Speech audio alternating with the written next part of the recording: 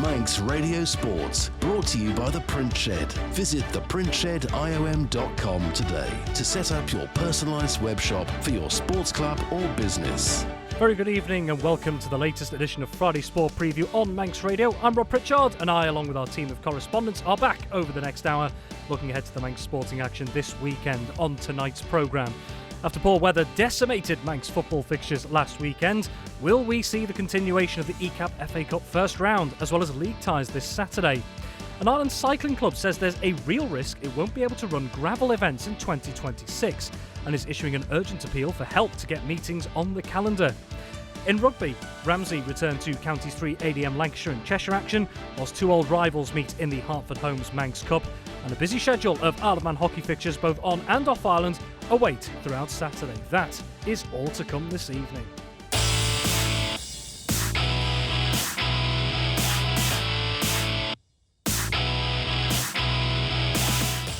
With the time just gone, 5:31pm, welcome and very good evening to Friday Sport Preview. Over the next hour, taking a look at the latest football, rugby and hockey action from across the Isle of Man and further afield. Plenty to get through. And when we turn to football, well, I think it's we should caveat it with, we hope there's plenty to get through this weekend, because my word, did we have bad luck last week, and Mother Nature was not kind to the Manx football schedule last time out. They'll be hoping for better fortunes, everyone involved, this weekend. And to look through what we hope, as I say, is to come throughout this weekend is Tony Mepham. Tony, good evening, and I think it's a case of fingers crossed in a couple of senses, isn't it? Yeah, I love that word hope, Rob, and I do hope that's something going on. Just to clarify why we had pitch inspections done today for the FA Cup games. We've got 3 rounds to get in before the first week, which is the final of April, so we're a little bit under pressure at the moment, and all we were looking at was if any of the home fixture grounds were unplayable and the away fixture grounds were fit, we could move the game. That's totally why we had the referee going around and have a look at it. Let's just go through the list, if you don't mind me, Rob. Is Uni Mills against Colby. That pitch has been classed unfit, but at the moment the game is still on. I've asked Uni Mills to have a little look at it and make their decision, because they're the one they got to make the decision. But at the end of the day, there's no point in them saying yes, the game is on, when the referee has already said both pitches are totally unplayable. And, there's Colby's guys there, players who have got a day's work they could do tomorrow. And I think Unimill's certainly got to make that decision tonight. Castletown against Corinthians. I believe Castletown's pitch is okay. There was quite a bit of rain last night after the last message I had. But as far as I know, Corinthians, no chance. The pitch is wet, so it's not going to be switched there. Spoke to Laxey today as well. Laxey have got a problem on the pitch. I've got plenty of photographic evidence. And it's that bottom corner, Rob, where you go up to the steps as you come out the changing rooms on that left-hand side. And, it's really wet, but they're trying to get the game on. But Braddon's pitch was being used for the combination anyway, so that didn't matter. Peel against Pulrose. That game was scheduled down because there was no messages from Peel to say that they couldn't play the game at their place anyway. On Monday there was a problem. They found out too many players were away, so that game's been postponed, and that game now will be played on the 28th. It can't be played next week because Pulrose have a GH call at Wood Cup game. Moran against Rushen. Moran last week agreed to play it at Rushen. This week it was back at Moran, but now that's been moved to Rushen. But again, Rushen's pitch is underwater. Spoke with Jack Gale this morning, and there was problems there on that one. Old Boys against Duncan, that game has been postponed, and Ramsey sent in Old Boys against St John's. That game has been postponed. I'll have a look at it tonight, see what we could do, but I'm pretty certain we're going to put those 2 games on next week, or any of the games apart from that Peel and Pulley will be on next week. Okay, yeah, thanks for that, Tony. So let's take a look then at the games that we have as it stands that are on, and we will turn to the Ecap FA Cup first round, as you've just mentioned. And for anyone who's not Joel is just tuning in the last couple of moments, I should say there are 2 games off, as Tony's mentioned. Douglas High School Old Boys versus Onken, and Ramsey Centre Old Boys versus St John's United, both off tomorrow due to waterlogged pitches. And as Tony's just been talking about a moment ago, some big question marks over a few more of the games as to whether they will go ahead. We of course await further decisions over the next 12 to 18 hours, most probably. Let's take a look at one of those games then, Tony, that to all intents and purposes looks very unlikely to go ahead, but is as it stands.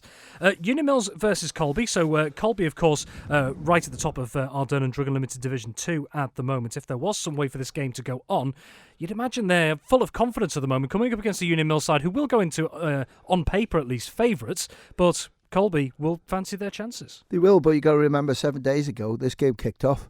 It was only there's 2 games that we got, which was St Mary's, and the other one was Uni Mills. And the game was abandoned after 45 minutes because of state of the pitch. Score at that time was 3-0 to Union Mills, so it sort of gives you an idea of where Union Mills are at the moment playing wise, and where sort of, I'm not saying Colby aren't playing particularly well, but maybe the difference between the 2 leagues. And I think it's always interesting when you see Premiership sides against Division 2 sides. I think there's a lot of work to do for Colby. They know that, to see if they could get something out of this game. But I think Union Mills will just prove a little bit too strong. But as I say, Rob, both pitches have been inspected. They're nowhere near being fit. So this game won't be going ahead tomorrow, I wouldn't have thought.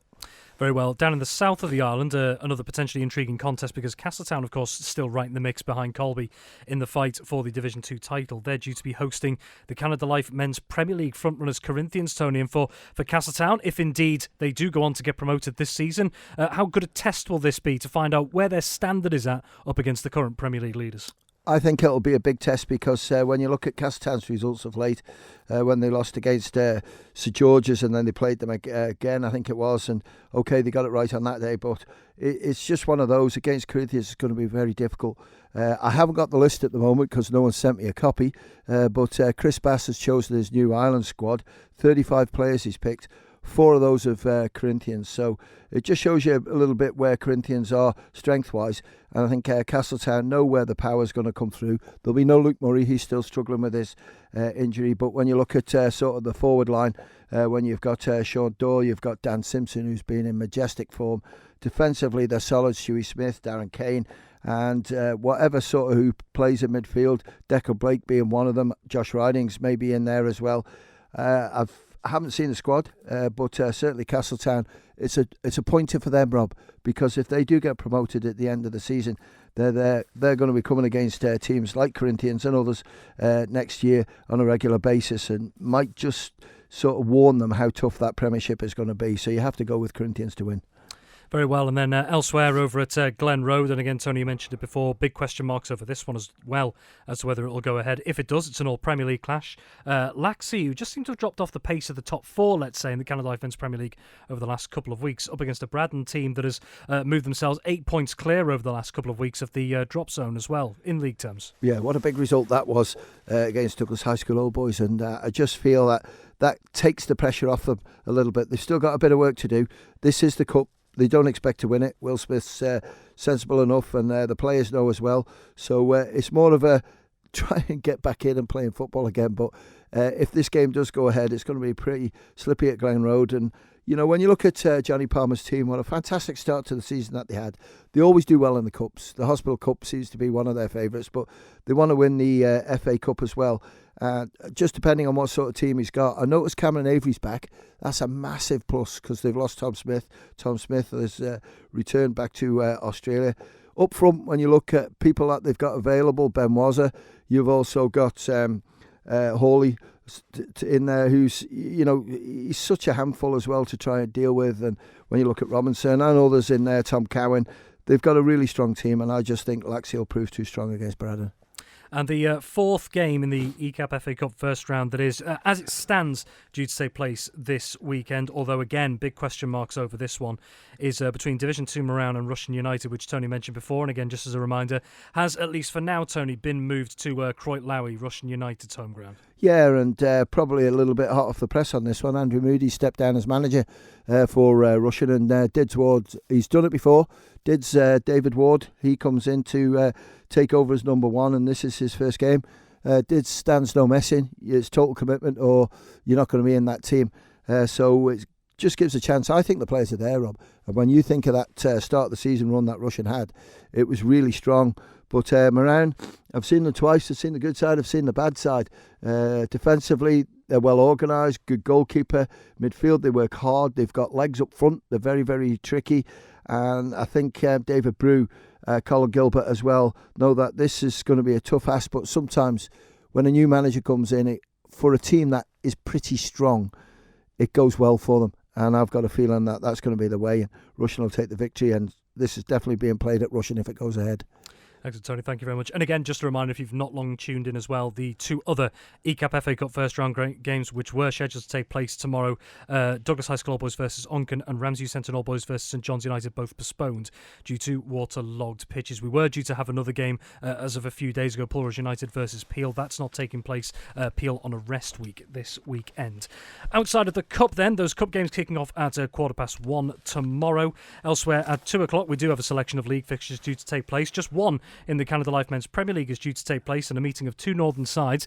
Ayr United, 9th in the table at the moment, 16 points from their 17 games so far, facing 10th placed Ramsey. And Tony, Ramsey in the league still only played 12 games so far this season. When you look at other teams on 15, 16, 17, with the exception of St John's on 13 and Foxtel at the bottom also on 12, Ramsey have been without a lot of football at times over this season so far, and need to get the games under the belt. You have, and it all goes down to damage on the pitch, Rob, because unfortunately he had a delivery of, I think it was the lift, to go up the stairs, and the van went onto the pitch. They couldn't get the van off, so they've had to tow it off and caused quite a bit of damage.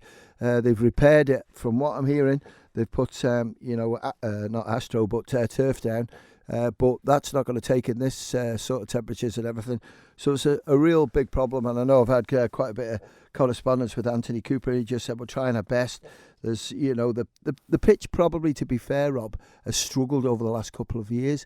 And whether it's an old story, but it used to say if the Muirigg Park was filled, it would be okay.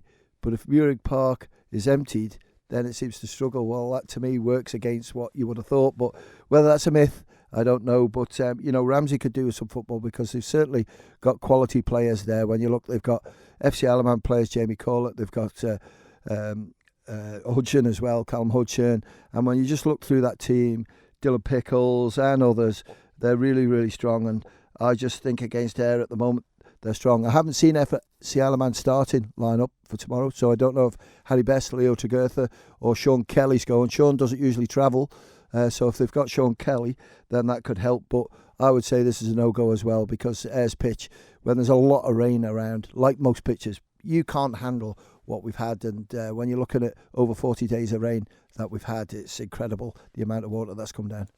Indeed. So as it stands, that's the only Canada Life Men's Premier League game tomorrow. As it stands in Ardern and Drug Unlimited Division 2, we're due to have two games tomorrow. First of those, Governors Athletics, still second from bottom at the moment, only ahead of Douglas and District.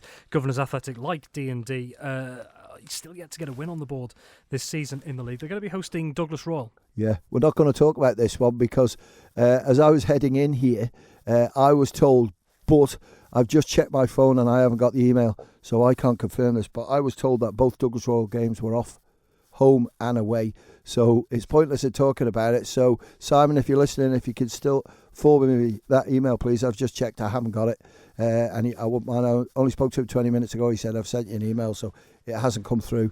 But I think that one's gone. Okay, well, obviously, if we do get any updates during the course of the show, we will, of course, let you know. The other game due to take place, this was an addition to the programme, wasn't it, down south? And that sees Maloo, and now Maloo 8th out of the 10 sides in Division 2 at the moment. But like Ramsey in the top flight, have played very few league games so far, just the 11 they've played so far, compared to many other teams that have played between the likes of 15, 16 and 18 in Douglas and District's case. Maloo, they're due to be hosting St George's, and St George's, Tony, have seen a little bit of an uplift in recent form after at the start to the season they had a tough start. They certainly have, and well done to Carl Gartland, because he's held it all together and he's sort of basically running the club single-handed, so credit to him. I went and watched them. Yes, they had Sean Quay in there, they had Chris Bass, they also had Kieran McNulty, so it helped them. But then after that, a couple of team sheets I've seen, I hardly recognise a name, Rob. So I'll go and visit them again. But I know they're very, very promising young players that have come from other clubs, which is huge, to keep the club going. And I wish them really well. This game's being played at Maloo, but already Maloo have indicated that this pitch is in doubt tomorrow.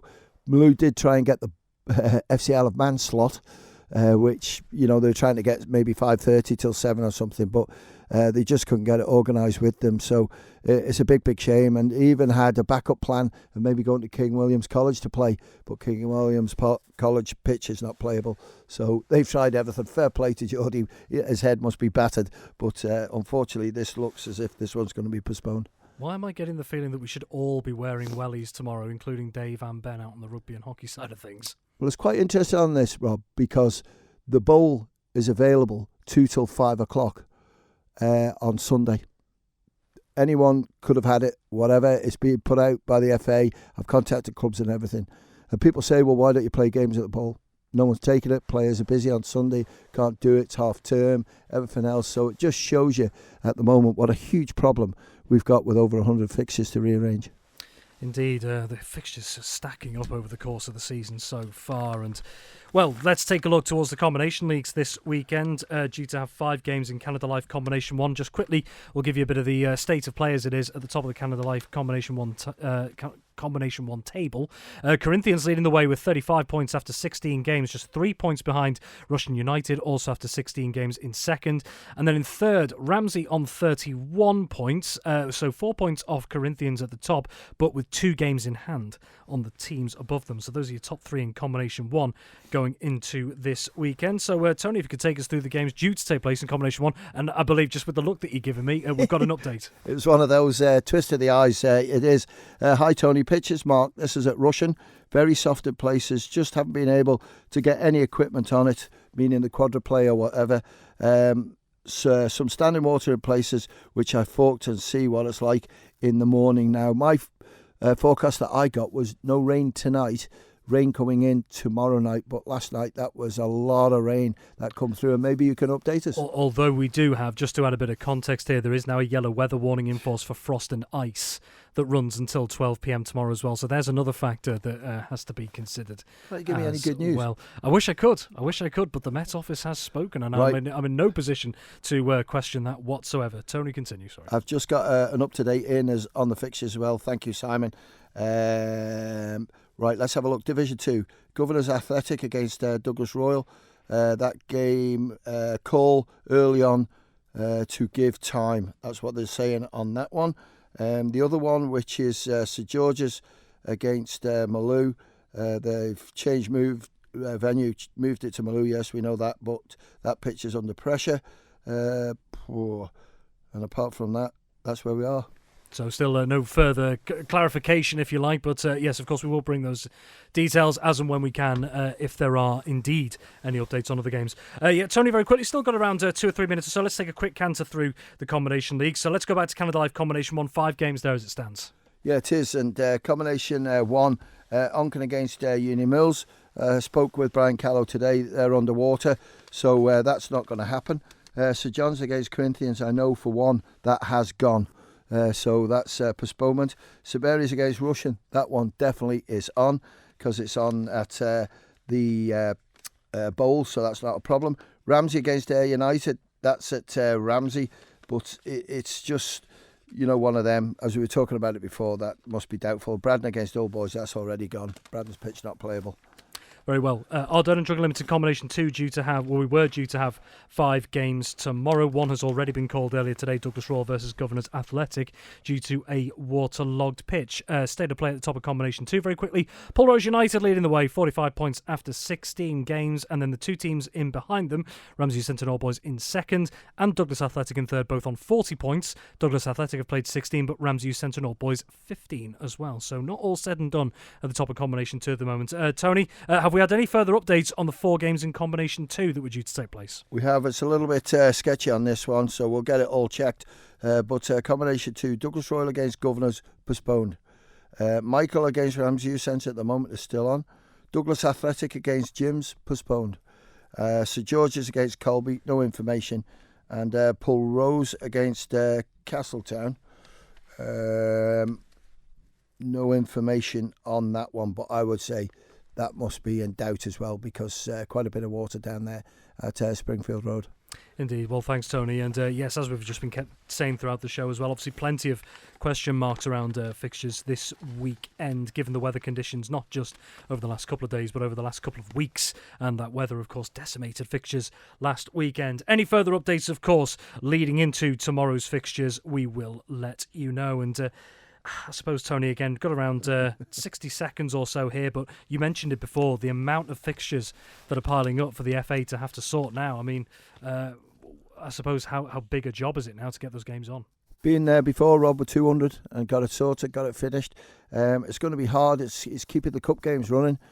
Tomorrow, let's have a look at the moment. We've got Union Mills. We'll wait and see what happens, Castletown.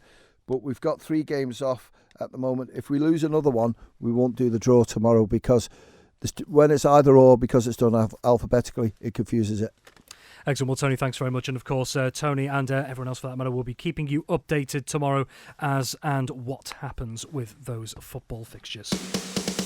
Manx Radio Sports, brought to you by The Print Shed. Visit theprintshediom.com today to set up your personalised web shop for your sports club or business. Moving on, and an island cycling organisation says there's currently a real risk it won't be able to run any senior mountain bike, cross-country or gravel cycling events on the Isle of Man in 2026. Manx Viking Wheelers Cycling Club is issuing an urgent appeal for volunteers to help run events this year, as well as try and get people's views on the future of the sport at a crucial meeting next week. Well, Niall Quiggin is the Manx Viking Wheelers Cycling Club treasurer and also one of its directors. This week, he's been explaining the current situation. So, in the past few years, cross-country, mountain bike and gravel events have been administered by the Manx Mountain Bike and Gravel Association. Last year, they merged with Manx Viking Wheelers, and the plan was that they would continue to run the events and Manx Viking Wheelers would do the admin in the background. Essentially, this year, those plans haven't really panned out as we foresaw, and it's looking like without further volunteer help, the cross-country events and the gravel events won't be administered by the club this year as things stand. So we're just putting a shout out really for more volunteer help, and anyone really who has any skin in the game when it comes to cross-country or gravel, or even has a vague interest on how it's run, to come to our next committee meeting and offer their input. Just off what you said there about volunteers and what you say there, that that is one of the core things that maybe needs to be sorted going forward. I mean, just how big an operation is it from a volunteer standpoint to run these events? Yeah, it's significant. I mean, whether it's the person leading the event on a day, or for in gravel on cross-country case, the marking out of the course is very important and clearing down the course. Marshals, people to run the sign on, timing, the list is extensive, but the main thing we need currently for these events is just a lead on the race. So that's someone to really just take it by the scruff of the neck and be the man/woman on the day to administer the event on behalf of the club. So I mean, even if someone thinks they're not the person to do that, we encourage everyone to come forward and give their input on how we can solve this problem, really. In a worst case scenario, if indeed this risk becomes a reality that we don't have mountain bike, gravel, cross-country events in 2026, how damaging could that be for cycling on the island this year? I mean, I can't remember the last time there wasn't a event of that nature on the Isle of Man, and it's important that we have a cross-country scene in particular, because every couple of years we expect to send athletes to the Island Games to win medals. So without that event being run on Ireland, it becomes difficult to see how we can send those teams going forward. It's important still to stress that there will still be, there's a good youth mountain bike scene, and then there's downhill, and then there's also the Manx Grand Fondo this year, which is a gravel race. But the competitive element of the sport for senior athletes is seriously at risk, and as things stand, there won't be an event in 2026 without more help. And again, just going off of it, what you said there could be longer term repercussions if indeed it isn't resolved as well. So, could it have an impact on the likes of Ireland preparations for things like the Island Games and other events, like you say, that are going ahead? 100%. So, I mean, riders return to Island Games, they cut their teeth in local racing. They prepare in local races to go to national level events in the UK. And it's also important just to have people to have an alternative to riding on the road. I know a lot of people just prefer racing their cross-country bikes. And, in the past, we've had massive fields in those races. So it'll be a massive shame to not have them going forward. And, I don't know what a future Island Games cross-country team looks like without a scene on the Isle of Man, basically. Going off what you said about identifying that, more volunteers are needed to help run things, particularly behind the scenes, what options are there now for the club and all of those involved to try and turn this all around? Yeah, so the hope is that people see our message and they come to our next meeting and, perhaps they don't volunteer or actually take one of the roles we're talking about, but they maybe have ideas on how, we could restructure some of our other events so that more availability within our current committee could be freed up. As with anything in cycling, it's all volunteer based. No one's doing this for money. It's for love of the sport. So the key message is that at this moment, we wouldn't be putting a shout out for more help if it wasn't absolutely needed. We just need anyone that has any semblance of interest in cross country or gravel racing to come forward to our next meeting. And if someone's out there and they're hearing this and they think, I want to be the person to lead this going forward, fantastic. They should reach out to us straight away. For anyone who is interested in coming along to that meeting, when and where is it taking place? And also for those, particularly those who have not attended something like this before but might be able to help out, what could they expect from that meeting? So the meeting is on the 18th of February at 6:30 in the sea terminal. So just outside Costa in the sea terminal there. It's a fairly laid back thing, really. So it's not like expect to be grilled on what you've done in the past. It's just more of an open forum, really, for people to chip in and maybe offer to help where they can, or ideas or whatever. Yeah, I don't expect like a full-on inquisition into how help could be offered. And, if someone turns up, we're not expecting, they shouldn't feel obliged that they need to offer help. That was Niall Quiggin, the treasurer and one of the directors of the Manx Viking Wheelers Cycling Club, on the efforts to try and save senior mountain bike, cross-country and gravel cycling events that it's due to run in 2026. And as Niall says, anyone who may be available to help volunteer at events this year or just has ideas for the future of the sport here is invited to attend the club's next meeting, and that'll be taking place next Wednesday, the 18th of February, by the Costa Coffee Stall at the Sea Terminal in Douglas, and getting underway on Wednesday the 18th of February at 6:30pm. And just a reminder as well, we've already been talking about the footballing side of things and the weather that we've had going into this weekend. There are a couple of weather warnings that are going to be in place from now right through to Sunday with regards to frost and ice and snow and sleet. We'll bring you a few details on those in just a few moments' time. But after the news and after the break, we'll be turning our attention to what's going on in Manx rugby and hockey. In terms of rugby, it is a double header of on-island action, one in the English Club Championships and one sees a meeting of two big rivals in the Manx Cup. And hockey, a busy schedule for them, also both on and off-island for the local and national teams. Back in just a few moments. Manx Radio Sports, brought to you by The Print Shed. Visit theprintshediom.com today to set up your personalised web shop for your sports club or business.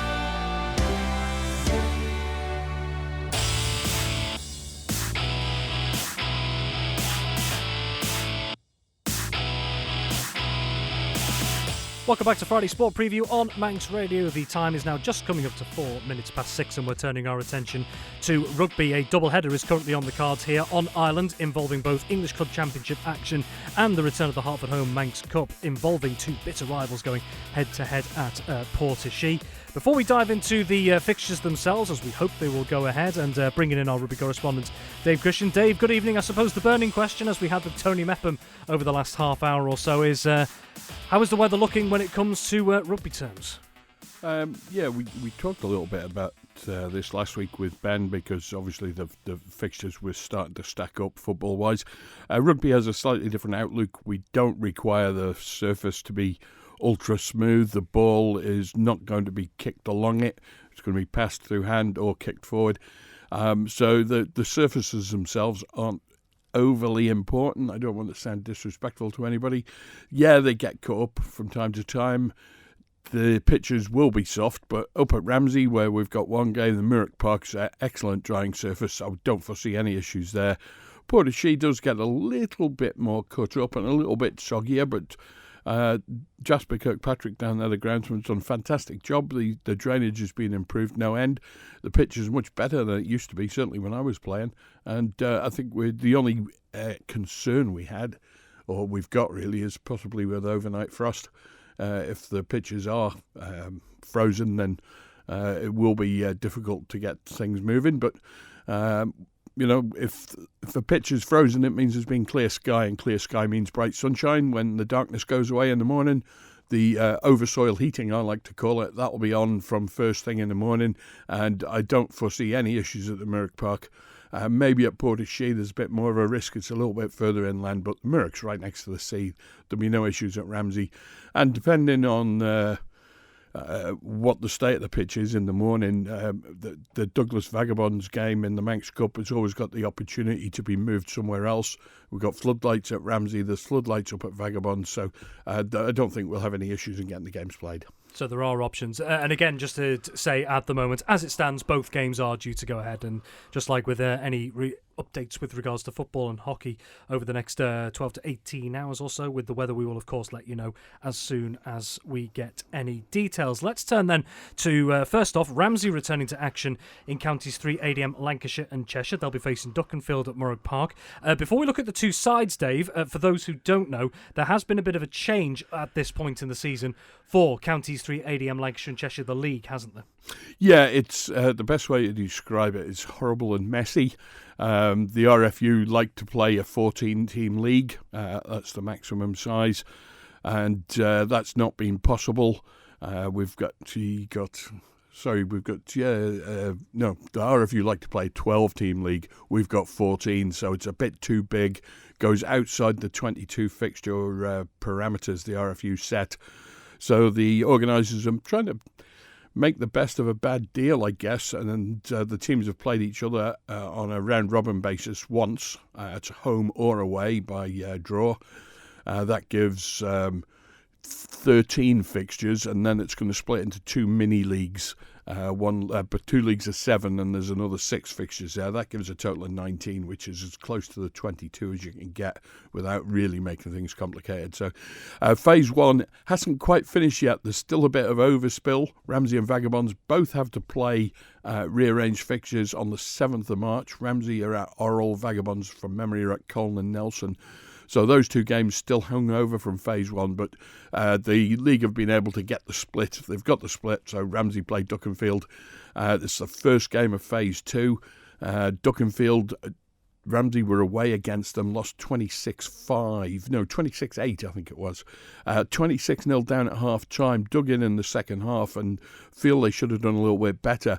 Duckenfield have two big players, Mike Cannoli and Jared Ward. Neither of them playing tomorrow. Mike Cannoli's playing for the second team. He can't travel. There's no sign of Jared Ward at all, so he must be injured. So that'll definitely give Ramsey some optimism. The Ramsey team is at full strength too. Everybody there who needs to be there. I guess the only player missing is Tom Moffat. He's had a little bit of minor surgery, so he's out for a week or two. He's going to be replaced by Scott Niall at standoff. And other than that, the Ramsey side is pretty much unchanged. I think the only alteration other than at 10 is that Adam Dunlop's going to come back into the team. He's been away for a mid-season holiday. So Ramsey need to get the monkey off their back. This is going to be a great opportunity for them. At home, they've had a couple of weeks rest, pretty much at full strength. It should be a good game, and we'll be there to cover that one from Saturday live. It kicks off at the Morag Park at 1:30. And of course, as you mentioned, with the league splitting as well, and both Ramsey and Vagabonds involved in the minor conference league. Vagabonds not in league action this weekend, as we will explain in just a moment. But it means that this league, sometimes, I know, Dave, you've mentioned this, there's sometimes a bit of a gap between the tops and the teams at the top and the bottom in terms of standards. It shows in the points, but a more level playing field maybe for the next few weeks for Ramsey and Vagabonds. Oh, absolutely, absolutely. And the teams that are in that bottom 7 have all had close results. And, both sides will be itching to get back into it to see if they can't demonstrate how much they've improved since the start of the season. And the odd number of teams, 7 in the bottom league, means there's always somebody going to have a free week. It just happens to be Vagabonds this week. Indeed, and yeah, joining Ramsey and Vagabonds in that minor conference league for the remainder of the season is Colne and Nelson, Congleton, Duckenfield, who of course play Ramsey this weekend, Hoylake and Ormskirk. So your Ramsey team to face Duckenfield tomorrow at the Morag Park at 1:30pm in Counties 3, ADM Lancashire and Cheshire is as follows. So your starting 15 for Ramsey, numbers 1 to 15 in order are as follows: Joe Flanagan, Ben Hardman, Micheál Flynn, Jacob Catteen, the captain Josh Catteen, Adam Dunlop, Harvey Collister, Matthew Meakin, Dan Kelly, Scott Neal, Braden Roche, Kieran Neal, Brandon Atchison, Will Millsop and Jake Richmond. And the 3 substitutes available for Ramsey this weekend will be Connor Cracknell, Joey Callow and Ross Quayle. Away from English Club Championship action, we turn to local competition because the Hartford Homes Manx Cup returns this meeting, and it is a sort of, I suppose, meeting of two big Douglas rivals. It's going to see Douglas Celts specifically. They're going to be hosting Vagabonds at Portishead, Dave. Yeah, Douglas's first team are, first of all, they're locked in a tremendous promotion battle as playoff places going in Northwest 2. Plus, of course, the level at which they're playing means that they're considerably ahead of local teams in terms of playing levels. And that continues to provide a little bit of a safety concern. They're bigger, faster, harder, stronger. So Douglas elected to put their Celts team into the Manx Cup. This is their first outing. Vagabonds were out last week and lost against Southern Nomads. So this is kind of a make or break for them, I think. If they don't win this one, that could see them out of contention for the Manx Cup. That remains to be seen. But we do know that Douglas Celts are strong. We've seen the team. Notable on there for me, Percy Hampton. He's been basically... I know we've had, I think, Cal Dentith as captain, but Percy's the man with the driving force on and off the field. He got a bench spot for the first team last week, but he's been playing for the Celts all season. We also see Mark Oldfield down there on the team sheet somewhere. He's been out injured most of the season. He got a cameo off the bench last week as well. So they've got some players there who are fringing for the first team, as well as some of the older players and more established players for Douglas's Celts team. Conor McCocken is a legend around these parts. He's big, rangy, plays at number 8 at the second row, gives his 100% every game, and it's guys like that who deserve a shot at having a go at the Manx Cup, and this is a great opportunity for Douglas.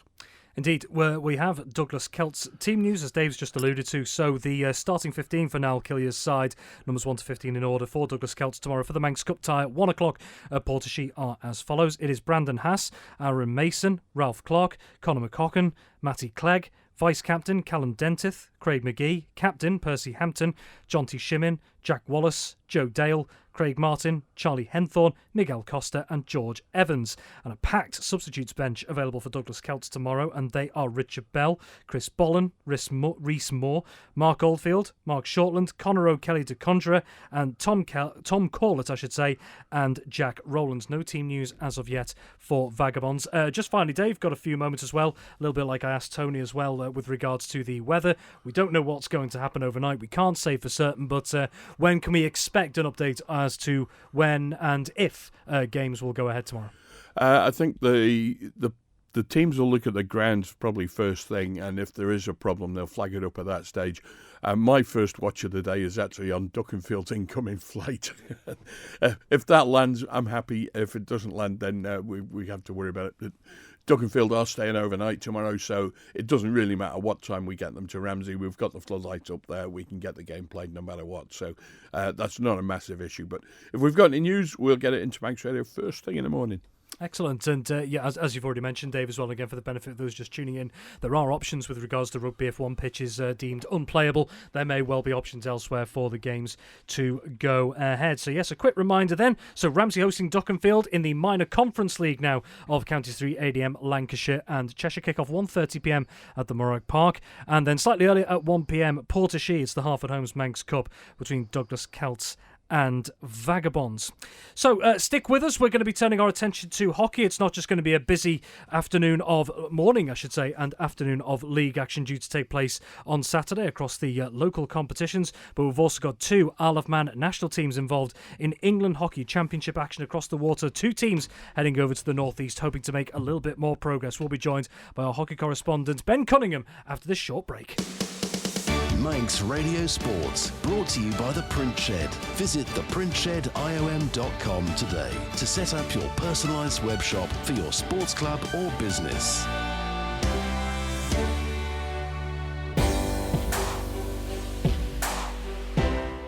You're listening to Friday Sport Preview here on Manx Radio. The time has just gone 18 minutes past 6, turning our attention finally this evening to what is looking to be another busy schedule in Manx hockey, both on and off island this time around, because along with the latest selection of league fixtures taking place across the majority of divisions, we have two Isle of Man national sides heading across the water tomorrow to take part in their respective England Hockey Championship competitions. To go through everything, as always, is our hockey correspondent Ben Cunningham. And yes, Ben, looking to this weekend, of course, well, it's going to be one of the big topics, isn't it, before we have any actual answers going into Saturday, is the weather as well. So I suppose everyone's hoping with bated breath that we do get games going ahead this weekend.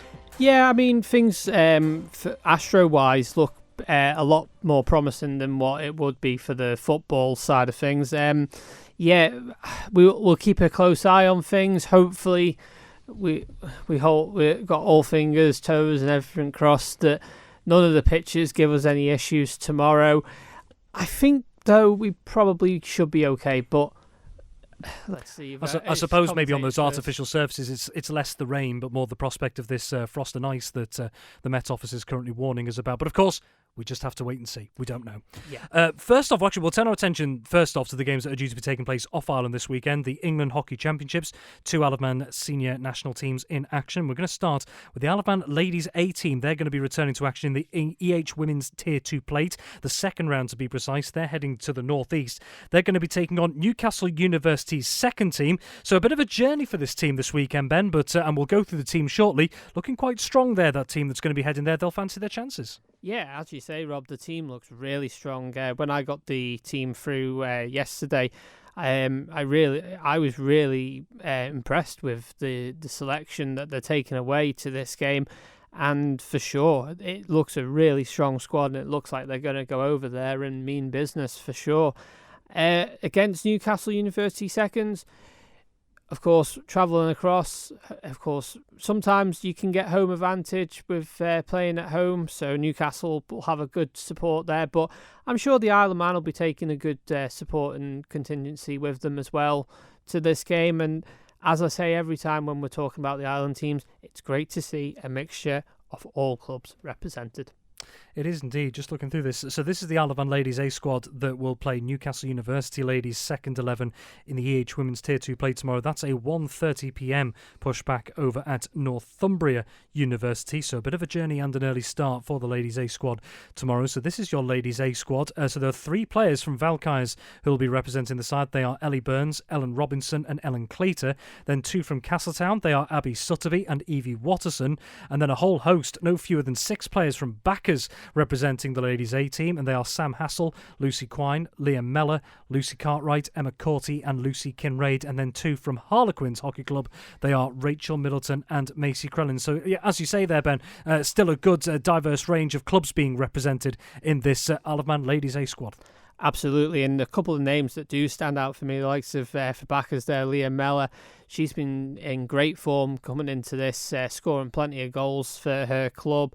And again, there's other people I could name there, but all of them in that team have earned their spots in that team, and we just hope that they can come back with the goods tomorrow night, when hopefully on classifieds we might know the result. Indeed, so yeah, 1:30 pushback for that. And the Isle of Man men's B team, they will also be in action across the water and also in the northeast, incidentally, in the EH men's Tier 3 Vars third round. So it's been a strong couple of performances for them so far in this particular tournament. They're heading over to Stockton, so over to Teesside. They're going to be facing Stockton men's second 11 in this one. And Ben, very positive start, as I've just mentioned there, for the Isle of Man men's B in the England Hockey Championships. Again, bit of an unknown variable against this Stockton men's team, but whatever the opposition, no doubt, again, another Ireland national squad that should be coming into this with a great deal of confidence. Absolutely, and it's great to see a second men's team as well being represented from the island. Again, another great strong squad going across for this game. And yeah, against Stockton seconds, who knows what could happen, but hopefully it's another Isle of Man win and another great win for the men's B team. But again, another really good strong squad with a mixture of both all clubs from the island. Indeed, and just looking through that squad, there's no fewer than 7 players from Vikings Hockey Club, so they are Sam Spooner, John Verrill, Eddie Cayley, Archie Cayley, Andy Harding, Neil Crowe and Nathan Evans. Then there are 3 in the squad from Harlequins Hockey Club. They are Liam Taverner, Alfie Swales and Ronan Santanatolia. Just the 1 from Valkyries, and that is Kieran Gell. 2 from Bacchus Hockey Club involved. They are Shay Christensen and Dougie Quayle. And the 1 representative from Castletown Hockey Club is Stevie Ronan. And that is a late pushback, that one. That's actually 6:30pm. They'll be facing Stockton men's second 11 there. So it's going to be a bit of a long day for them, I guess, Ben. Yeah, it's going to be a long day, but I don't know what it is, but I do love a game under the floodlights. I just think that atmosphere just makes it a bit more special. It might just be me. It probably is just me, to be honest. I distinctly remember my playing days, and when I was in my university team as well, our games used to push back our home games at 4:30pm. So in the winters we were under the floodlights as well, and there is sometimes just a little bit of a different aspect about it. Okay, so those are the 2 Ireland national teams playing away this weekend. Turning to league action now, with those 2 teams being in action, there are a number of postponements across the respective Premier Leagues. 2 games off in the men's Premier League this weekend. Vikings A versus Harlequins A and Bacchus A versus Vikings B, both postponed. Just the 1 game in the men's Premier League this weekend, Ben. 12:35 at King William's College, Castletown A versus Valkyries A. Yeah, Valkyries A, Castletown A, both level on points in the men's division, in the men's Premier League. So this could be a really close game. Not too many players missing from either team as well, representing the island, so this game can go ahead.